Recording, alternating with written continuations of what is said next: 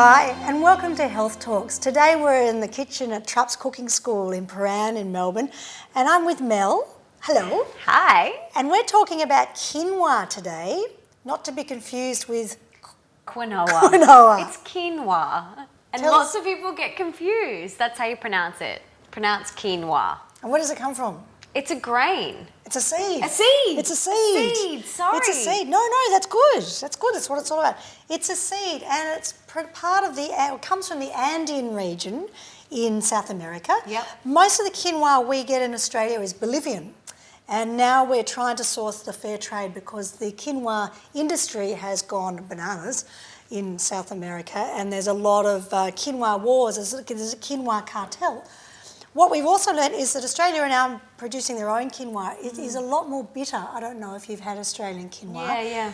It's a lot more bitter, so always wash your quinoa. Wash the Australian quinoa 2 or 3 times, and you'll find it gets quite soapy. And I think that's the sapoin that belongs to the seed. I could have made that up, but it gets a soapy quality. So rinse that out, and that'll get rid of the bitterness. You don't soak yours? I don't soak mine. Most people do. Yeah, I soak mine. I don't. I guess because I use so much of it that I just rinse it really well. Yep. And then allow it to dry.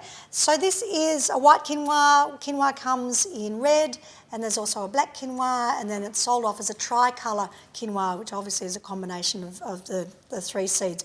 So it's important to note that it is a seed, which means it's really alkalising, and it doesn't create an acidic response or an inflammatory response. But you love it, don't you? Oh, I love Yeah, it. you I have adore it with everything, for breakfast, lunch or dinner, and in desserts. And it's just so filling, and it's a great alternative to heavy rice or things like that, pasta. It can still fill you up, just adding a spoonful of it to anything. It is. It's very versatile. I guess from a nutritional perspective, my only concern is having it on too much on a regular basis is that it can be a little bit abrasive on the digestion, which you're probably aware of. So again, as we always say, listen to your body. So here's the quinoa in its raw state. We've cooked a little bit off, and I wanted to keep it in the pot because I want to show you a great trick that I learned many years ago when I worked in a Japanese restaurant and wore a kimono every day. That's another story. But how they would finish the rice, and I'm sure they still do in many Japanese households, is to put a tea towel on top of the rice, or in this case on top of the quinoa, just as it's finished the cooking process. And what this does, if you let that rest for about 10, 15, maybe half an hour, 15 minutes, maybe half an hour, the steam absorbs into the tea towel, and what you'll be left with is really fluffy rice or quinoa. And that's often the missing link when people say, oh, I'm scared of cooking rice and I'm scared of cooking fish, which is whole other class indeed. So that's a little tip to do with your quinoa. In this case, it's already cooked. And some people are scared of cooking quinoa because they've never done it before, but it's very similar to rice. Very similar. You know, 1 cup of quinoa to 2 cups of water. Right. It's really, really easy. Don't be afraid of it. It's absorption method. So I'm going to pass this over to Mel over here. So just spooning it in the bowl.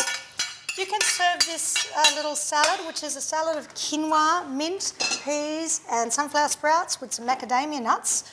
Either warm in the autumn as a really hot accompaniment to maybe something slow cooked during winter, and it's spring on the time of this shoot, so this is a little slightly warm spring salad. Beautiful. So we've got some white quinoa here. We're going to add some cooked peas, so fresh peas, shelled, cooked. We're going to pop those in there. You can give that a little bit of a stir.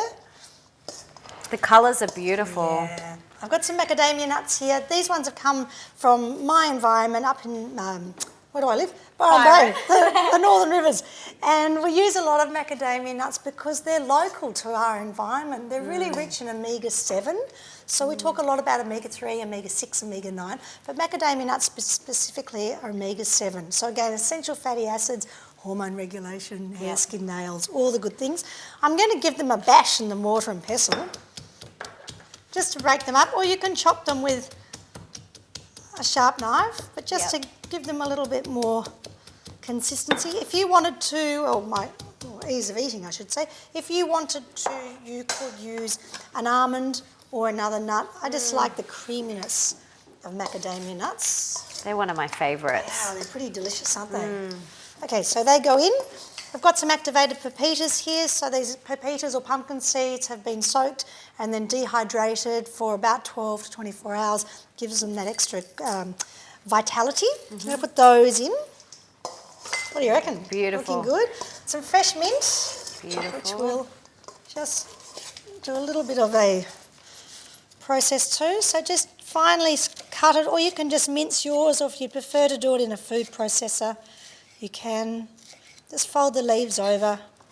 So the mint and peas are obviously best friends and they go well together.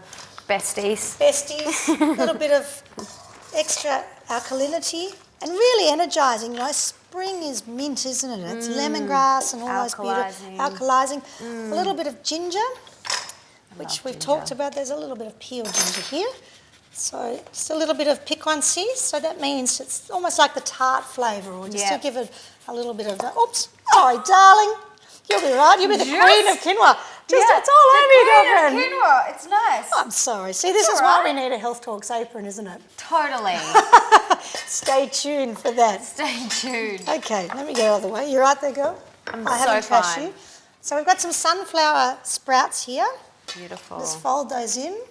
This is the kind of salad that you can make when you get home from work and you're absolutely exhausted and you're like, there's nothing to eat. I'm going to order a pizza. God forbid. I'm going to order a God forbid.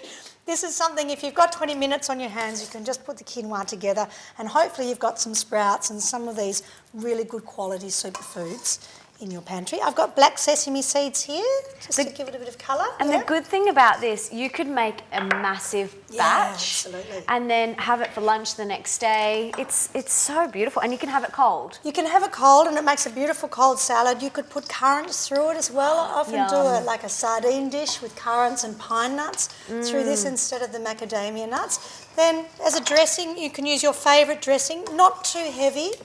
Or we're just going to use macadamia oil and lemon juice just to, again, bring out, sorry, I'm going to blind Getting a shower here. I've covered her in quinoa. A lemon shower. And now she's going to have a little lemon wash, a lemon balm. It's good for the skin. Skin. Macadamia nut oil, again, beautiful Northern Rivers macadamia nut oil. Could you use any oil? Flax? Yeah, olive oil's beautiful, flax. Maybe not coconut oil because it's a whole different box and dust, but certainly your favourite cold pressed, cold extracted oil. But I'm using maca oil because it goes so beautifully with this. What do you reckon? Oh Happy? my gosh. Let's grab a little plate. It smells amazing, like the mint and the lemon. It comes together, doesn't it? Just Beautiful. And some tongs, which we'll find over here, crash bang wallop. Okay. Beautiful. And I love it. It's so simple. It's just throwing things together. It's not about spending hours in the kitchen chopping, and just whack it in. Just whack it in. That's our technical term, whack it in. Whack it in. But ultimately, you choose the protein that you want to have with this. Now, quinoa has a lot of protein. It's an alkalising seed, but it has a lot of protein, lots of calcium, very energising. But you might like to have, if you eat organic chicken and then some organic chicken with this. I like to have it with salmon. Yes. Or a piece of grilled ocean trout. Something like that is just gorgeous. We've got some gomasio here, which we've used previously, and that's a Japanese sesame salt. So it's black sesame seed. I'm using the Murray salt to make it up, and a seaweed called dulse. So it's got 3 components. Can you tell us a little bit about dulse? Dulse is a seaweed. It's a purple seaweed. And like our other seaweeds, our other sea vegetables, really rich in calcium and iodine and all the trace minerals and very detoxifying. Beautiful. So wherever there's seaweed, there's usually a detoxifying process as well. Gorgeous. I've got some beautiful micro herbs here, which we can just add to the top, and some shiso leaves, which is another Japanese ingredient, just to give it a little bit of a variety and make it extra pretty. The purple looks gorgeous in it. So that's a quick and easy spring salad. Doesn't always have to be for spring. Of quinoa, minted peas. What else do we put in there, girl? Sprouts and sesame seeds. And macas. And macadamia nuts, absolutely. Macadamia nuts. Do you think you can make that at home? We'd love to see if you can, and put some pictures up on our Facebook page. And if you're not a cook, then maybe vote on that photo and choose which one you like the best. And now I'm going to try this one. Of course you are. Yes. Enjoy. Thanks.